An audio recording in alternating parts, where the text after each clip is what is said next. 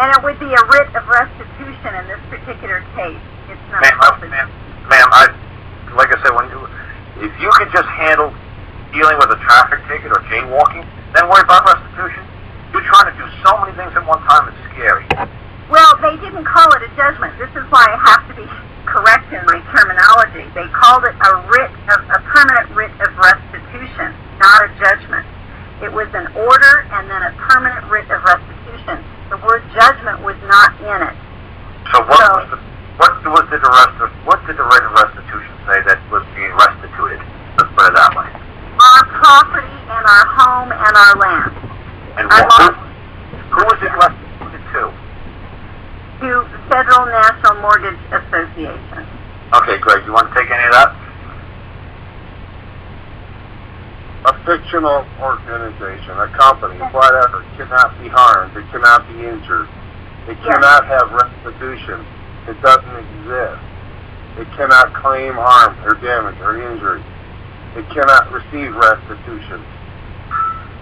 Okay. I understand that, but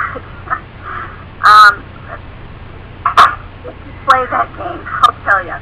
Okay. We're trying to get nobody, and if nobody disputes it, but if nobody disputes it, it stands as fact.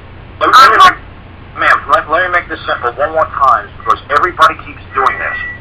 You're dragging two different separate jurisdictions in. You're trying to use common law, where it says there's no harm to a corporation, okay? And then you're trying to bring in a contract where you merged with a machine.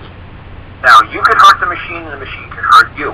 The machine could be compensated, you could be compensated. Coca-Cola could get compensation from Pepsi-Cola. No actual harm, injury was damage to an actual flesh and blood entity. You reduced yourself to a two-dimensional entity. So, you cause harm to Bank One? Absolutely. Can Bank One cause harm to you? Absolutely. So, do you want to move it over to the common law side? Sure. That's what I try to tell people. That's the trump card. Where you could say is like, look, I'm done. I'm done talking to you people. I'm done. I tried to settle this thing on a private side. I tried to settle this thing through the contract. I tried to settle this thing all together. Thank God, in this country, one of the only countries in the universe, that we have this capacity to say, you know what, hell with the fictional two-dimensional world. We could be in total dishonor to these people, to these creatures. We control it. We create it. We can manipulate these things. We're the masters of this two-dimensional world. Yes, we're the good, godly people that invested in Capital One, that invested in Greg's soda company. His mama and everybody in his community gave him the money to invest in this. Yes. Can somebody like me come along and order 10 million cases of soda from Greg? Yes. Can him and his mama and everybody put up the funds to produce these sodas? Yes. Can I basically screw him out of his soda? Yes. Absolutely. And I can walk away from it just by saying, please, Greg, forgive me of my debt. And in this country, Greg has to forgive me of my debt. He's got no choice. Even a man has to forgive another man of his trespasses, and corporations have to as well. That's why what I'm trying to teach you folks is incredibly dangerous, because you folks are going to go out and just trespass like freaking crazy. You're going to be so dishonorable and just do everything you want to do nilly-willy, and don't think you ever, it's just like, oh no, I'm sorry, please forgive me of my debt, and I have to. That's this country. That's how it existed for the first 300 years. But people are greedy, selfish, and dishonorable. And when everybody's just going around and running around buying ski-mobiles and jet skis and Lamborghinis and everything with credit cards, and like, you know what? Ha ha ha! I know how to get out of it. I'm going to pull the old Trump card, please forgive me like that, and I'm going to keep everything. And I've known so many people who've gone through all kinds of bankruptcies, but beautiful homes, beautiful cars, beautiful everything, because they just know how to play the bankruptcy game. And they get to keep everything and pay pennies on the dollar for the next 3,000 years.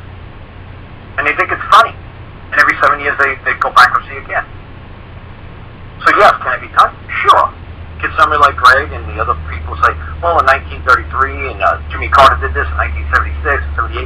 Great. Absolutely, you guys can do it. And just keep running and driving the clock. That's fine. That's just not my style. But does this country operate? You forgive me my trespass? Yeah. That is the way this country works. But the government understands that we're not pilgrims anymore. We're not good, righteous, decent people. We are gluttonous, we are greedy, and we are jealous, and we're petty, and we will do everything we can to try to get over on the other guy. We're not pilgrims anymore. Did the pilgrims' rules and laws fall off the books? Nope. Can I still use them and rely upon them? You betcha. But why would you want to tell a whole bunch of greedy people how to get over great Coca-Cola and hurt his mom or in corporations? Why would you want to do that? Because they're stockholders that are actually going to take a hit in the pants, just like all these little old ladies took a hit in the pants when General Motors went bankrupt. They put all their money and all their investments and their retirement and pension plans in General Motors. And what did General Motors do? They went bankrupt one day. The next day they opened up again for business. They took all the machinery and they took Cadillac and brought it over to China. The Chinese bought up all the stocks on pennies on the dollar, and all the little old ladies wound up with nothing. So it was that nice thing that General Motors did? Absolutely not. You know, it's like I said, everybody's trying to get over on everybody. And that's just where this country's going right now. So this is a race to the bottom. Who's going to get over on everybody as fast as we can? And that's exactly what's going on. It's a race to the bottom. How we're going to disassemble the plants and factories. How we're just going to let these houses be abandoned to foreclosures and let the, critters in the neighborhood take over abandoned houses. It's just a race to the bottom.